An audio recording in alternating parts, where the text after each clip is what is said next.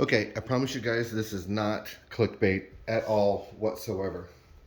Okay, so we got the normal Glock magazine. Now my last video that I made, so I'll just quickly recap. To get this off, obviously press the pin down, but the Glocks have these little, if you can see it here, my camera, there we go. Anyways, if you have a Glock mag, you'll know. Anyways, so there's a little pin right here, or not a pin, there's a little piece in here, down there. You gotta pinch this together with like a little C-clamp or whatever. Actually, the last time, since I got the other magazines, I actually used a, like the little deal to, for paint cans. I actually ground down the end so it came to a more of a sharp point, and I use that to pry this off and kind of hold this edge up and then pry the other one. They're actually a real pain to get off, but you just got to mess with it until you do. Okay, so that's the quick recap on that. Now, what happens is when you use the Chris USA mag extensions. Now, I don't know if this is the case for the 9 or the 45, but for the 10 mil, this is what happened to me. Let's pause this. All right, so I just moved over here a little bit. So this is what happened to me when I put this together. See how they slowly go up? That is no good. And actually, this is after I already fixed a portion of it that was messed up. Okay, so there is the before and after. Okay, so once you get this plate off here, then you have this right here. And so what you have to do, so what happens is, this right here, it will catch on this lip right here. All right. And so what you have to do, it's an absolute must. And I've seen a video of a guy, he took, like he said, he took sandpaper or whatever. You know, I mean, I have all kinds of tools. So I use my die grinder and I just ground this whole section right here. And you just want to do it enough to where when you hold the wire and then that piece, and you just do it with your hands, and you run it up against here until it doesn't catch anymore, and then you're good. Okay, so that solves that first problem. But then you get what I showed you with this, where it will like the springs catching up in there. So one thing that I noticed, it's not really the case much on this, but a little bit. Let's see here.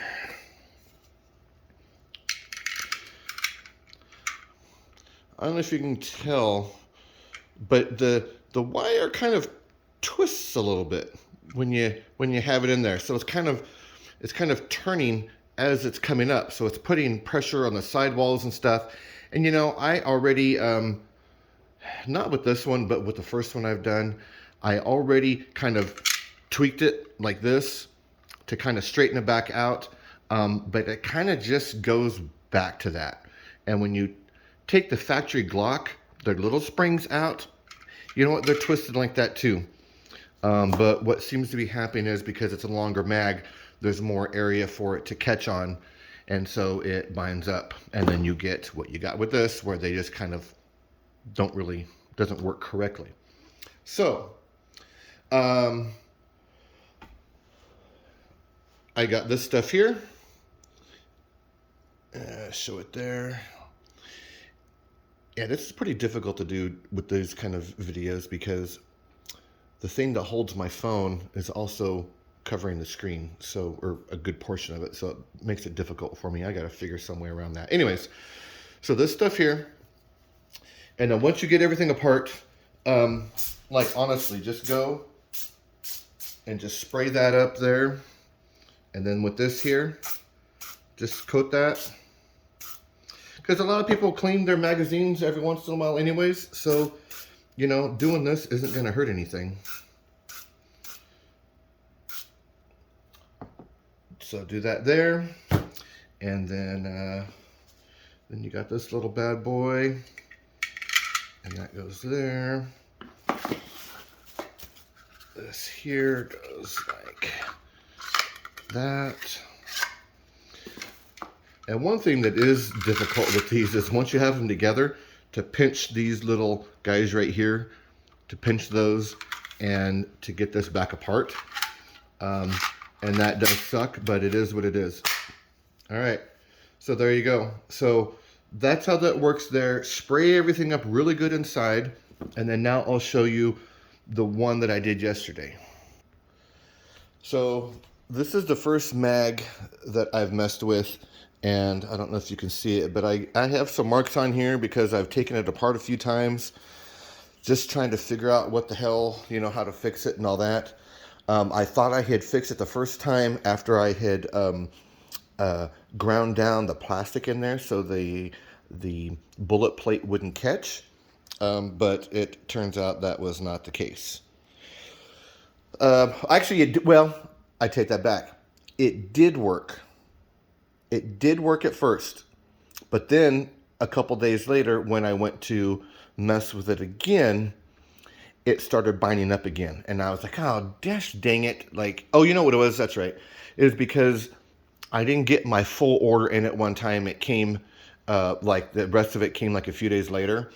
So I only had the one magazine to work with. And actually, I had forgotten that I had that other 15 rounder because that came with my gun. So I have an extra 15 rounder now because I got these that were a 3-pack, which was a great deal. It was $75 for 3, so I got 2 packs of those. Anyways, so the rest of the I got 1 Glock mag in the mail, and then the other 5, and that's a whole other story there. But it actually went from Florida on a plane flight all the way to Alaska, and then it got like stuck up there for a while. I don't know why something would ever fly from Florida to Alaska, but it is what it is. Well, Florida to Alaska, but then to come back.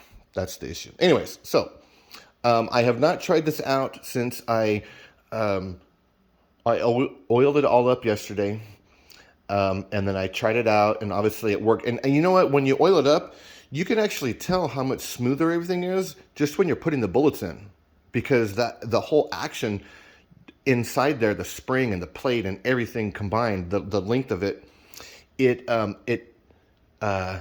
just feel everything works so much smoother. Now it is oil based, and that stuff, you know, doesn't just dry up, so this still should be fine. But so this is what happens after you oil everything up, and then of course, you know, once the nose side of the original magazine at the base, grinding that down to where it's nice and smooth and it doesn't get caught up, because that is something you'll have to do on every single magazine regardless of anything else. There's no way to get around sanding that, grinding it, however, you know. The die grinder was really the easiest. It was super easy. The sandpaper route took way too long. Anyway, so here we go. Let's see what happens. Oh yeah, see, it's just nice and smooth the whole way.